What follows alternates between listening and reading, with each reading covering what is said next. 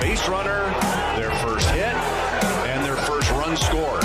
Well, if you wanted the Kansas City Royals to rebound after the down New York Mets series, that is exactly what they did to start off the work week, beating the Chicago White Sox 2-0 on the South Side. Welcome to the Royals Recap. I am Jacob Milham, one half of the Royals Rundown podcast. Please go make sure to check out RoyalsReview.com for the full recap of tonight's win, including the stats, analysis, and commentary you need as a Kansas City Royals fan. Let's go and get into today's recap, which, truth be told, it was the Vinnie Pasquantino show. It was this game was not a barn burner, but Vinnie Pasquantino looks to be rebounding nicely at the plate, raising his batting average tonight alone to 255. So that is more on pace with what we were expecting. He had 2 hits tonight, 2 of the 5 from the Royals team entirely, including 1 walk and a very, very decisive home run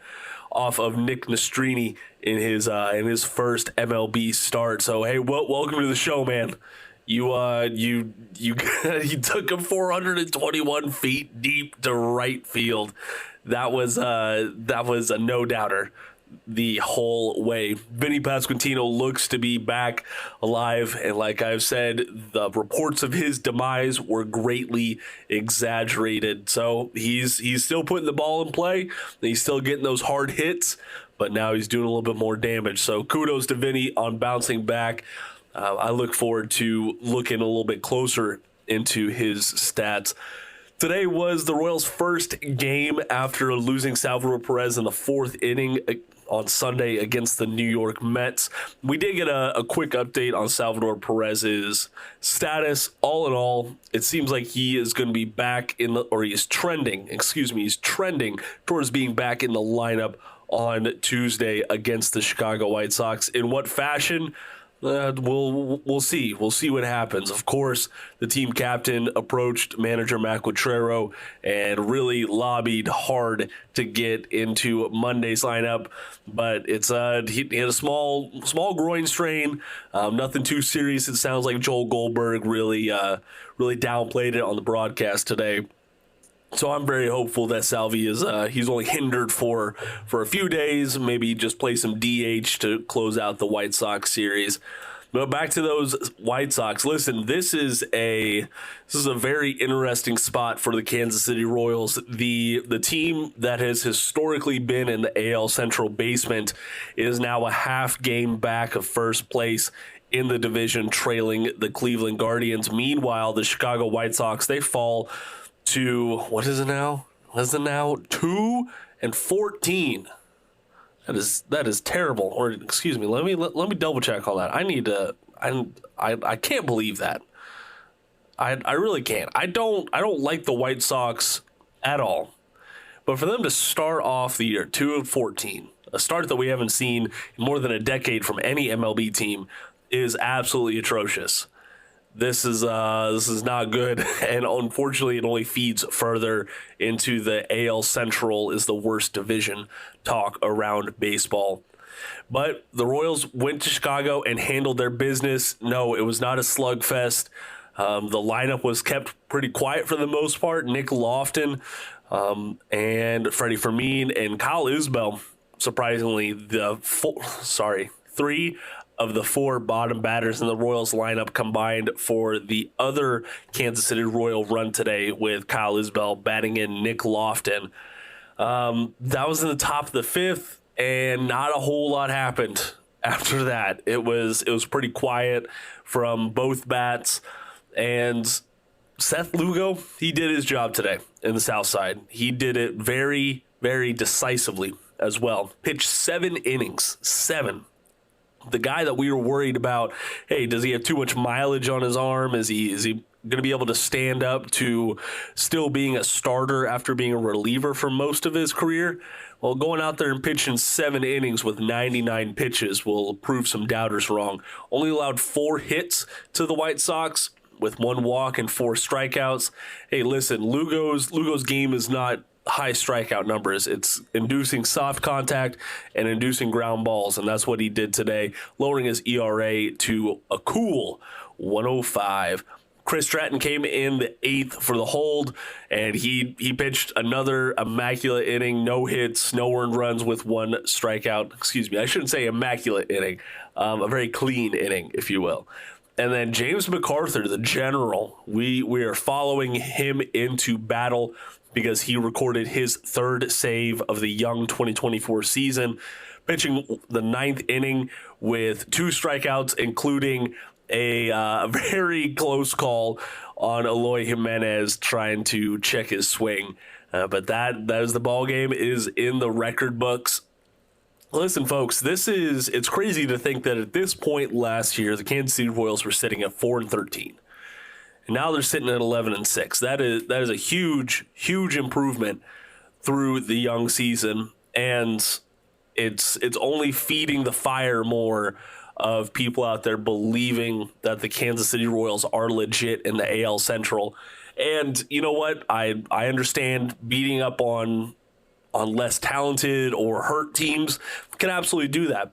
But as a Royals fan, you got to think of it this way.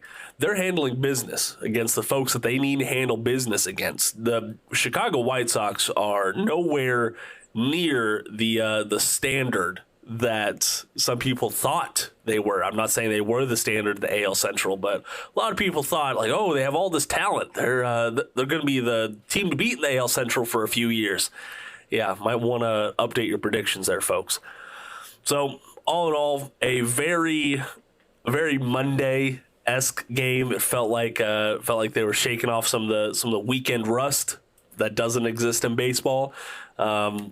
Only 2 runs scored. So if you bet the under, you're a rich man tonight. Only 9 hits between the 2 teams total. Hey, they won. They won. Y'all should be saying, hey. They sit at 11-6, and I'm very excited to see if the Kansas City Royals, on the heels of their 3rd shutout victory this year and their 2nd over the White Sox, if they can continue to just pummel the White Sox in their home stadium. That would be very, very, what is the word? Soul-soothing ahead of the Royals returning to Kauffman Stadium to face off against the red-hot Baltimore Orioles. That should be interesting. For a little bit of context, I found this interesting. The Royals last year only had 6 shutout victories all season long, and their first coming on May 3rd. We're sitting here on April 15th, and the Royals already have 3. So, hey, the pitching is legit. If you still don't believe, you need to start believing now. One person that we believe in now is Vinnie Pasquantino. Coming up on the other side of the ad break, we will hear from him and Joel Goldberg. Plus, we will hear from manager Matt Quatraro. Well, the first time they faced the White Sox, it was the MJ Melendez show. Now Vinny's getting in on the action as a regular guest. It looked like a tough night against a guy that's making his big league debut, retired the first 11. What were you able to see maybe the second time around? Yeah, he did a nice job tonight. Tip your hat to him. He competed really well. And, we were able to scratch one there off of him. Or two off him? 2. You took care of one, and Izzy the other? Yeah, either way, we put 2 up, and that was enough tonight. Our guys pitched it really well. Offense didn't really show up the way we would like it to in terms of run production, but I thought we competed really well. It's a little one. It's still pretty cold, but it feels good.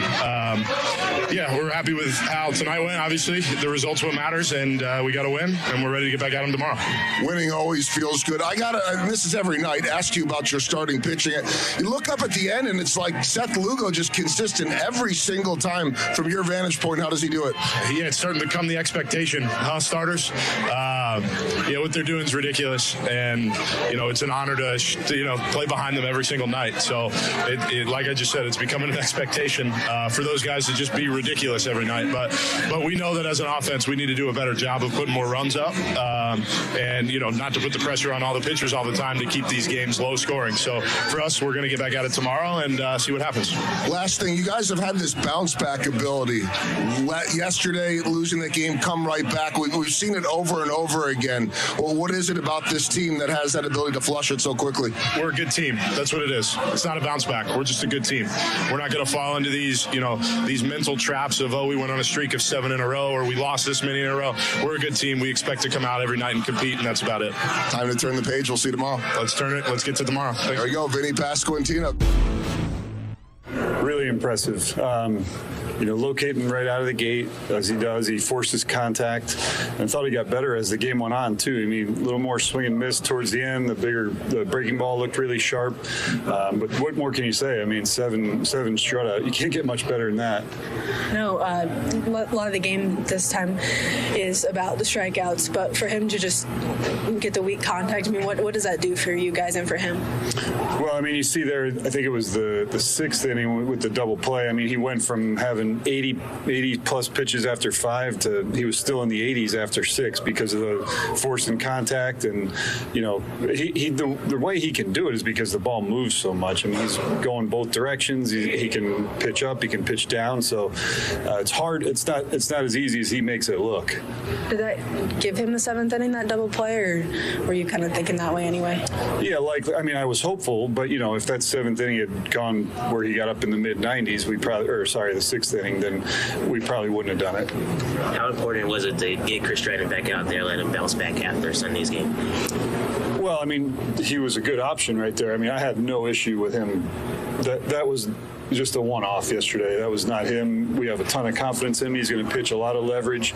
So he was a good matchup today. I had no problem putting him back out there. And then Vinnie continuing to swing and hit the ball well. How impressed are you just with those, how he's just making his swing decisions happen so far now? He's always made good swing decisions. Now he's just got his timing back a little bit. He's squaring the ball up and putting good at-bats together. What did you see with Mastrani first time through the order? Yeah, I mean, he was really composed. Never seeing him before, but he had command of all of his pitches. Seemed like he slowed the game down really well. He threw the fastball, had good carry, and he was in the mid-90s. Good breaking ball. He was impressive. Big swing for Vinnie just to get you guys on the board, but especially since he had a perfect game going too. I mean, that obviously changed the momentum. Yeah, I mean, just to get things, settled down a little bit, I guess. I mean, really, the name of the game was the pitching, right? But to get us on the board there, and that was the 4th, I think, and little sigh of relief. And what do you think of Kyle Isbell's single going the opposite way on that changeup? Yeah, I mean, that's a huge run, and 2-0 feels a lot different than 1-0. And for Izzy to get the ball in play, he was scuffling a little bit, and to get that ball in play and get a run is huge for us. Just one more on Seth. I mean, his impact is obvious on the field, but off the field too. I mean, how would you sum up these first couple weeks for him? Well, even going back to spring training, he's been impressive. He's been a lot of fun to talk to. He's very professional. He comes to work. What he's here to do is to go out there and put up. He put out good starts. But as far as how he's worked with the pitching guys and the other guys on the staff, it's been remarkable. Alrighty, all that is going to do it for today's Royals recap. Join me tomorrow, Tuesday, April 16th, as the Royals go for the series win over the Chicago White Sox. Brady Singer is taking the bump with his 2-0 record and .98 ERA. Let's see if he can keep that sub-1 ERA against the Chicago White Sox tomorrow. And we don't even know who's getting the start for sure. I will say I've seen on Twitter that it's that another rookie might be making his MLB debut against the Royals. I'm still kind of holding out hope that Brad Keller will hop up from the White Sox farm system. Just to it would be a little strange, wouldn't it, just to see him play against the Royals. But we'll see what happens. Hopefully the Royals can take first place in the AL Central tomorrow evening when we are talking. But for now, my name is Jacob Milham. Thank you very much for joining me on tonight's episode. And until next time, go Royals!